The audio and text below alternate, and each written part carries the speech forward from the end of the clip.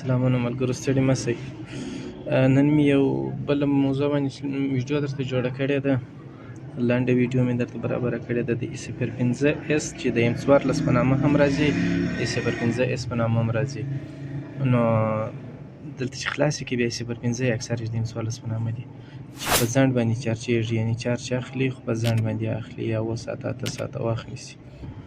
نو اکثره ملګري داسې فکر کوي چې دا د چارج د ایسي څخه د ایسي بدلوي، مګر د ایسي څخه دا مشکل نه دی، دا هم د چارج د ضایعات څخه دی. نو نن یې په دې ویډیو کې تاسو ته درښیم چې باید تاسې څه وکړئ.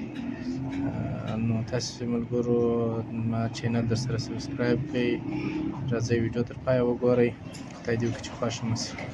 دغه تور ډیویډ چې دی دا به ایسته کوئ، دا چې مو ایسته کوئ تر دې لاندې دوې پایې یوې خواته دي، یوه بلې خواته ده. هغه طریقه یې زه درښیم، هغه به اوس زه جمپر کړمه. نو تاسې هم دغه طریقه ورسره وکړئ. باره یې چک کړئ، که چیرې ټلیفون جوړ سو خوا ته یې جوړ دی، که نه سو جوړ بیا دغه دوه د USB مقاومتونه دي چې CPU ته تللي، د دغو څخه بیا دا د پای یوه دانه چې دی دا ایسته کړئ. هغه هم انشاءالله زه ایسته کوم، اوس یې درښیم.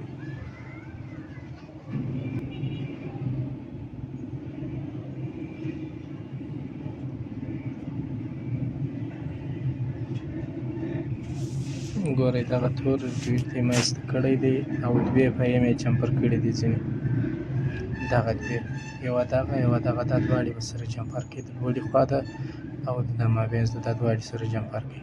بل ټلیفون چک کړئ، که چیرې جوړ نه و بیا دغه یو مقاومت ګوره د 5 څوکه چې زه وروړم دغه یې ایسته کړئ. دا چې ایسته کړئ 100% انشاءالله جوړېږي. نو دغه اکثر مشکلات دغه څخه پیدا کېږي. اول خو چې هغه ایسته کړئ جمپر یې کړئ، کار کوي، جریان نه کوي، بیا وروسته دا د USB پایه ایسته کړئ.